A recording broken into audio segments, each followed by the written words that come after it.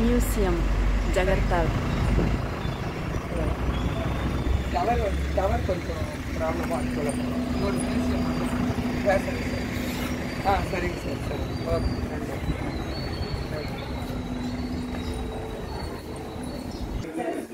இங்கே வந்து 3 பில்டிங் இருக்கும். ஆனால் இன்றைக்கி 2 பில்டிங் தான் அவைலபிள்.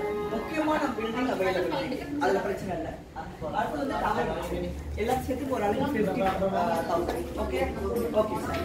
எல்லாம் தனித்தனியாக பிடிக்கும் பண்ணிடுவேன்.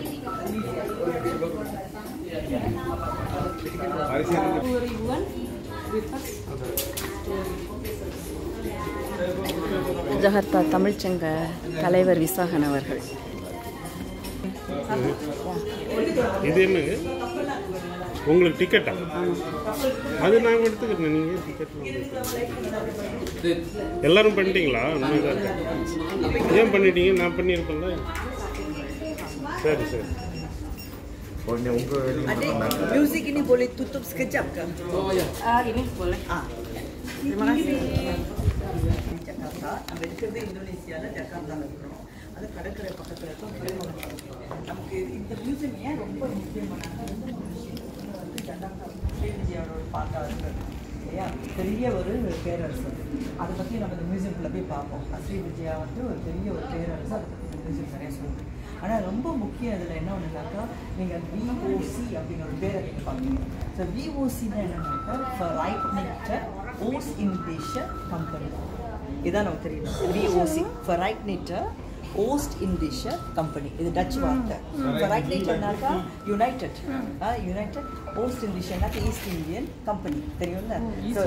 East Indian company. பட் எல்லாமே அப்போ ஈஸ்ட் இந்தியன் கம்பெனி. நல்லா ஞாபகம் வச்சுக்கோங்க. நம்ம டச்சு ஃப்ரெஞ்சு இந்தியன் கம்பெனி ஆரம்பிக்கிறதுக்கு முதல்ல ஆரம்பிக்கப்பட்டது டச் ஈஸ்ட் இந்தியன் கம்பெனி.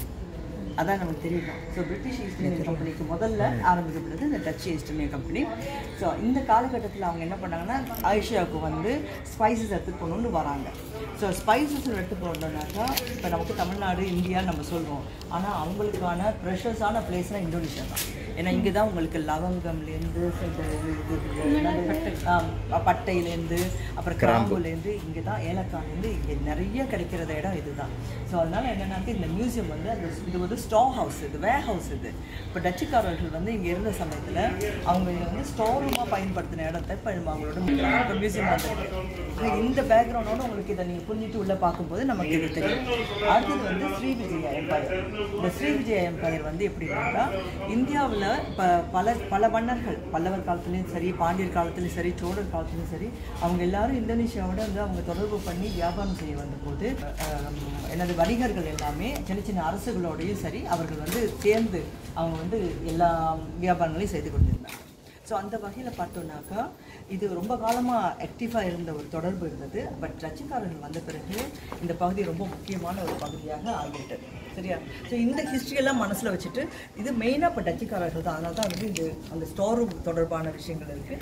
அதோட வந்து பழைய 7ஆம் 8ஆம் நூற்றாண்டு ஸ்ரீவிஜயா பேரரசை பற்றி இது சொல்லுது. அதனால் ஒவ்வொரு சிற்பங்களையும் சரி நீங்கள் முடிஞ்ச அளவுக்கு நீங்கள் நோட் பண்ணிக்கோங்க.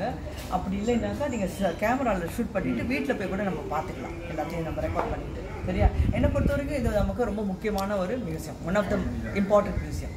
சரி, நம்ம போய் பார்ப்போம். ஆமாம், இது 2 புத்தகங்கள் இருக்குது. இப்போ ராஜராஜனின் கொடை அப்படின்னு ஒரு புத்தகம் இருக்குது. நம்ம டிஹெச்எஃப்ல நான் எழுதுகிற புத்தகங்கள் தான். அது ஸ்ரீவிஜயா அரசு பற்றி. 2வது இந்த என்னோட தமிழர் புலப்பெயர்வு அப்படிங்கிறத நான் ஃபுல்லாக கவர் பண்ணியிருப்பேன்.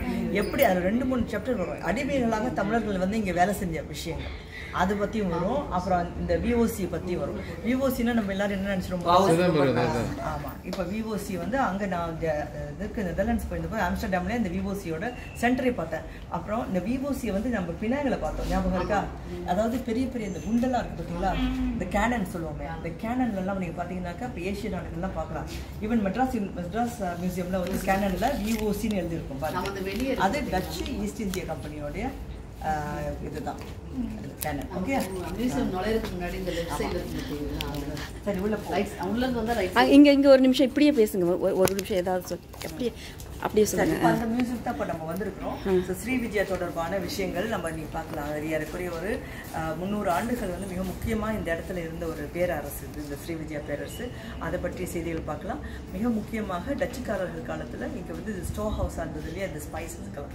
ஸோ அந்த விஷயங்களையும் இதில் நம்ம நிறைய பார்க்கலாம்.